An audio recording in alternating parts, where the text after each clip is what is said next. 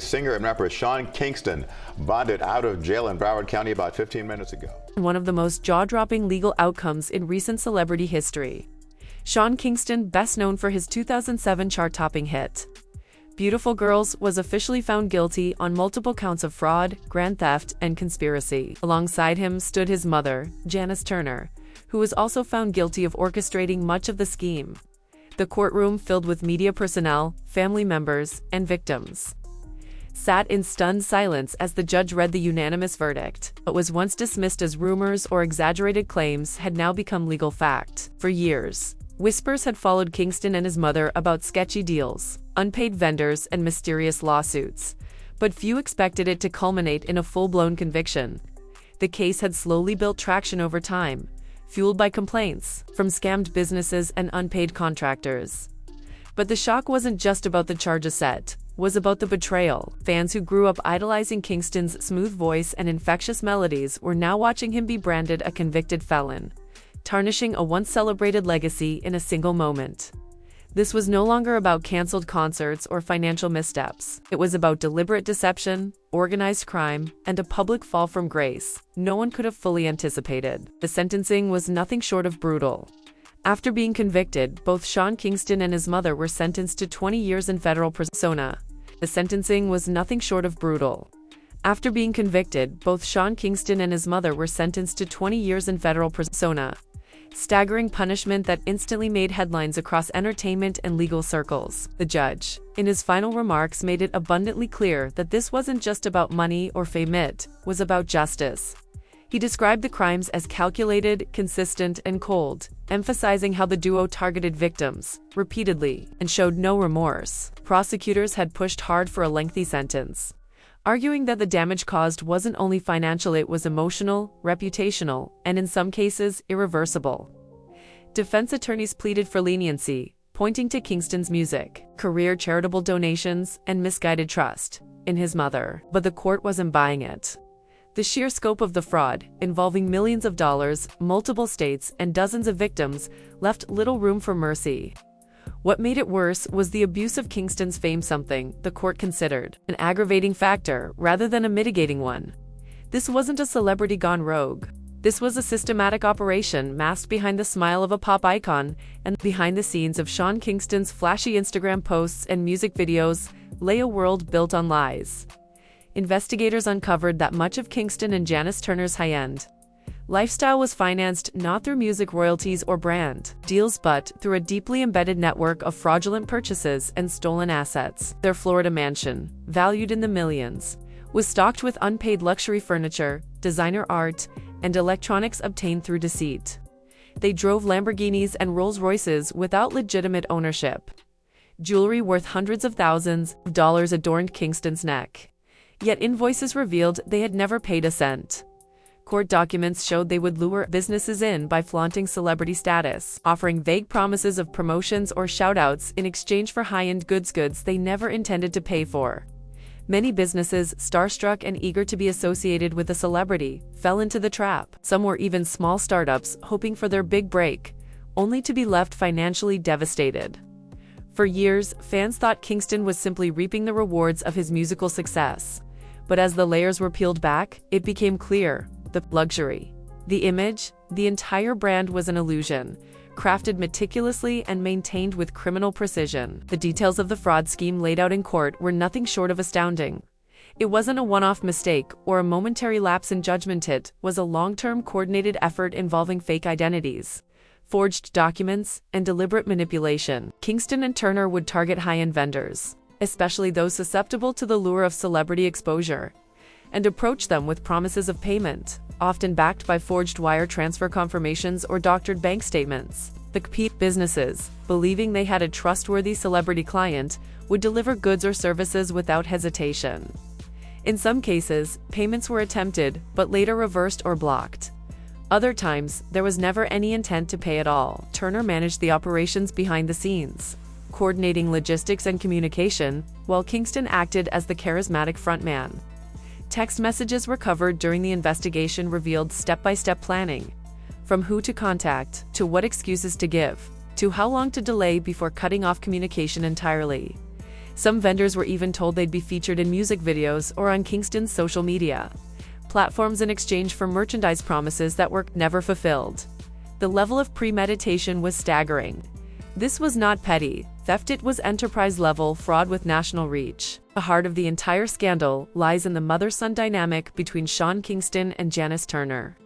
In the public eye, Turner was always seen as the supportive mother behind the scenes, managing her son's business affairs and helping guide his career. But court evidence painted a far darker picture. Janice was described as the mastermind of the operation, strategic, methodical, and unrelenting.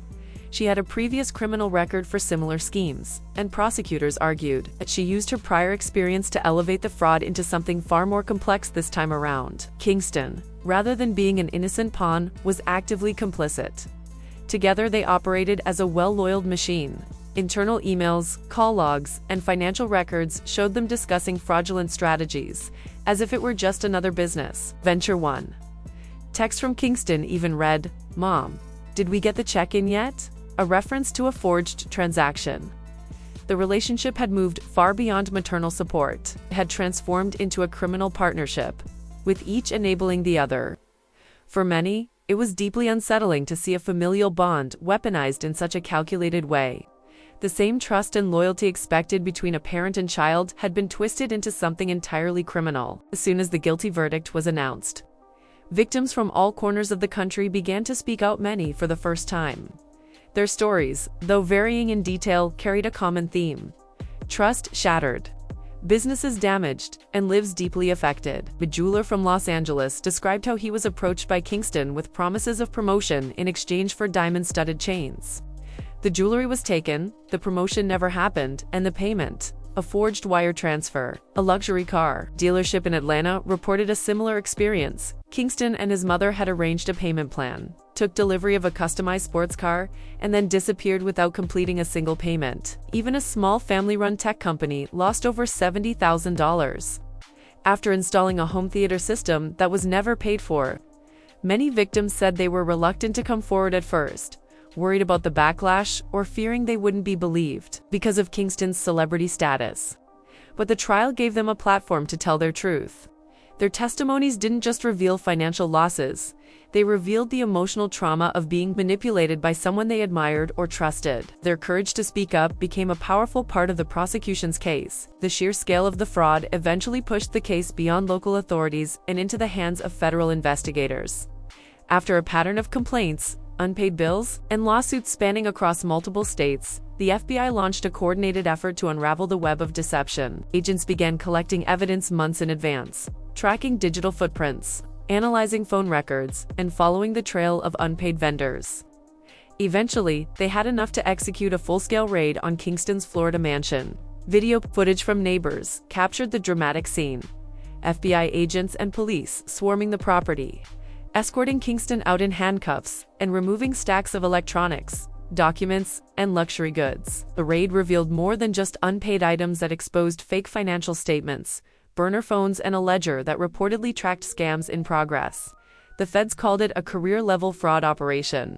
With so many victims and so much money involved, it was clear this was more than celebrity drama. It was a national criminal case. And the level of detail uncovered by law enforcement proved that Kingston and his mother weren't just dabbling in fraud, they were running it like a business. When the trial began, Kingston's defense tried hard to shift the blame onto his mother, portraying him as an artist, too distracted by fame to fully grasp what was happening behind the scenes.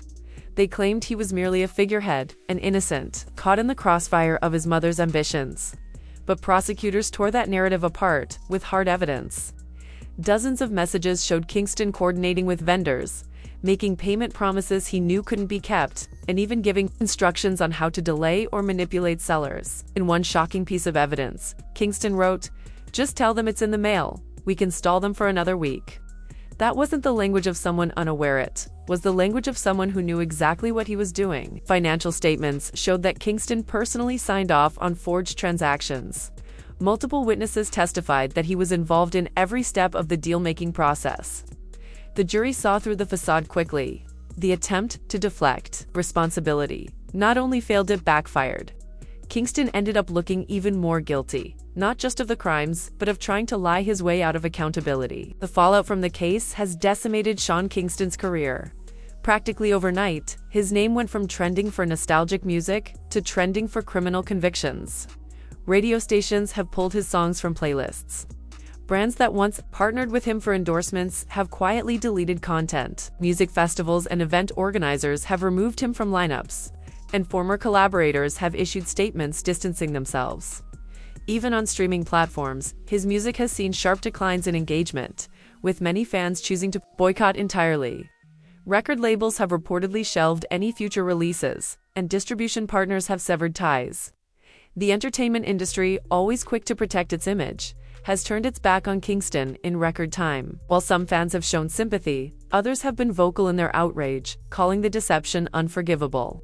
The damage to his brand is immense, and with a 20-year prison sentence, there's no realistic path for a comeback.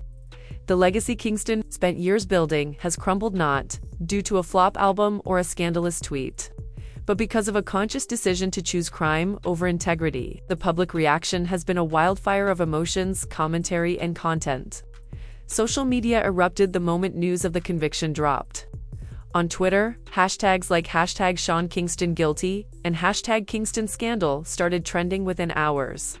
Instagram pages posted before and after comparisons of his glamorous lifestyle versus courtroom photos. TikTok creators made videos dissecting the fraud scheme, sharing personal reactions, and even creating parodies. The internet's reaction was swift and brutal, but also oddly divided. Some fans were in utter disbelief, heartbroken that someone they had admired could fall so far. Others claimed they always knew something was off, pointing to his past lawsuits and sketchy reputation as red flags. The case has sparked deeper conversations about celebrity privilege, parental influence, and the blurring line between fame and fraud. Comment sections are filled with debates. Was Kingston manipulated by his mother? Was he a victim or a willing partner? And how many other celebrities are doing the same thing behind closed doors? This isn't just a scandal, it's become a cultural moment, prompting questions about the price of fame, the lengths people will go to maintain an image, and how easily we trust those in the spotlight.